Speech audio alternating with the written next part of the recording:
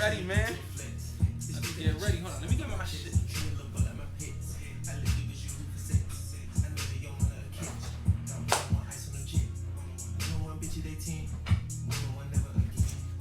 Gotta put this over here. Last time I bought my ass, spilled the whole drink. It's wild. Niggas remember that.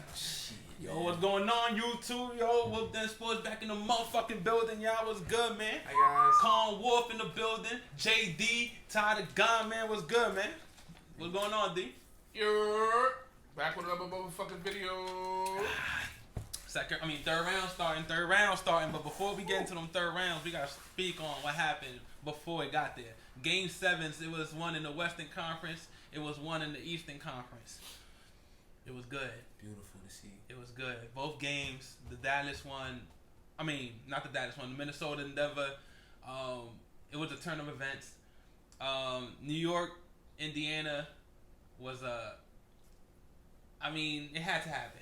I'm gonna just say it like that. So let's start off with Game 7s. New York, Indiana. What you thought about it? Give me some thoughts. Choke. Choke. Reverse choke. Choke. By the New York Knicks. They Oh. fumbled it up. I was sitting here, and I'm gonna go publicly saying this. I was like, yo, they low key blew a 3-1 lead, if I'm not mistaken. But no, the series was tied at 2 games. Yeah, 2-2. So I digress that. But what I will say is this, man. Shout out to the Knicks. Respect. Jalen Brunson. I got a lot of respect for you. You showed your ass this season. They were up 2-0 though, right? New York was up 2-0, right? They showed his ass this season. But, and one more time. But the New York Knicks, a Tom Thibodeau-led team, I don't know if he's going to be the guy to take them to the promised land because I feel like he overworks his starters.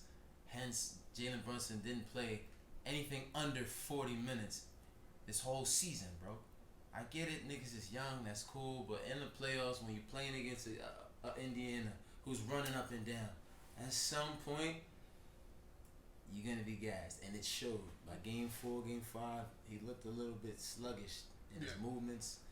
And if he's moving sluggish, and he's your main offense, what are you gonna get from OG, whose elbows cook? What you get? DiVincenzo, one night he gets 40, next night he's fucking 8 points. Mm-hmm. So their offense isn't constructed to compete for real. Yeah. So shout out to them, but they choked, bro. Can I play a little bit of devil's advocate? What up? Who else was he gonna play? Who, Tom Thibodeau? Who else was he gonna play? You had Alec Burks begging to play, bro. Effectively, like to win games. His best bet was to use Jalen Brunson. I mean, Julius Randle out, DiVincenzo in and out.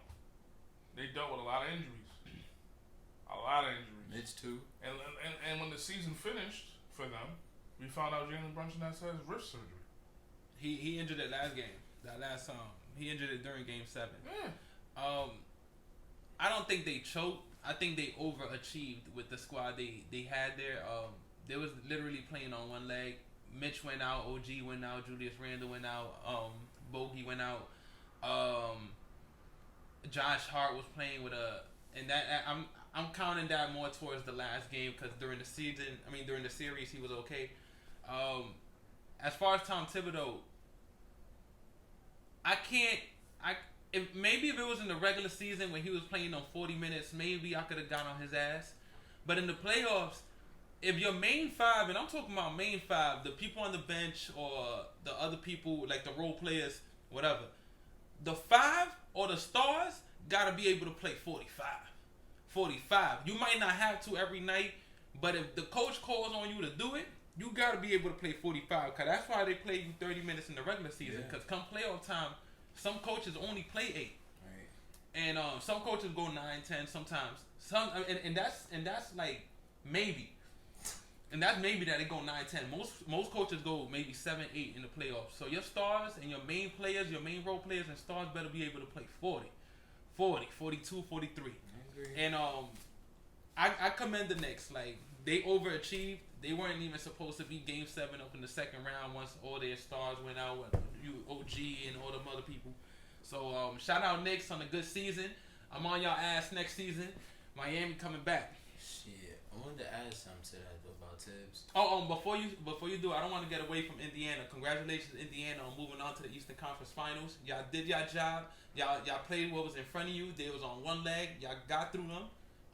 Congratulations and wish you luck for the next round. The irony in that, right? They lost the season to play-in, I was just about to bring that up. all just to spin it around.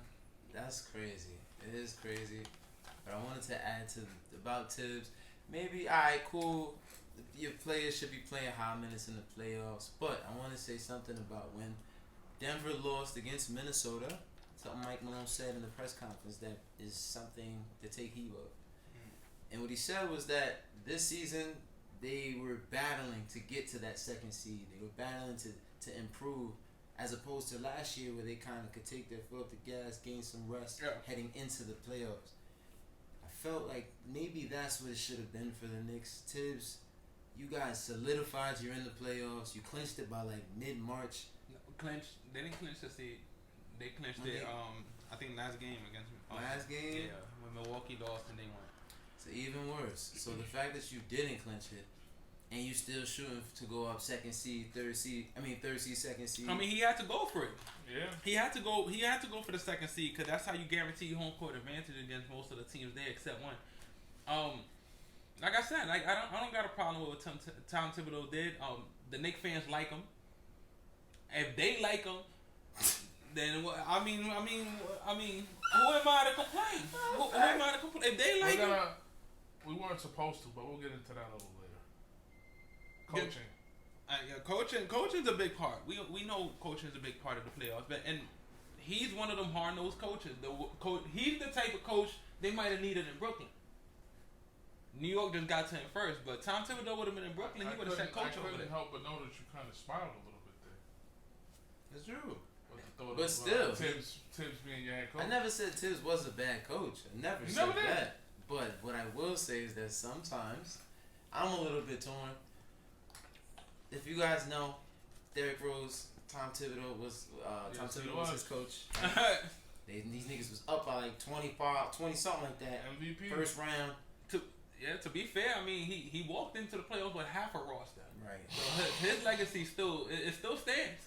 It still stands. He's a great coach. It still stands. He's a great coach. Like it still stands. And the way you slice it. He still walks into the playoffs with goddamn half a body because the regular season he treats it like the playoffs. They playing for it. They playing for it. They playing for it. Real shit, bro. Real shit. No funny. But we gonna leave it there. Next topic, we getting into Minnesota, Denver. Peace. Shout out Jalen Brunson, man. Facts. Shout out Indiana.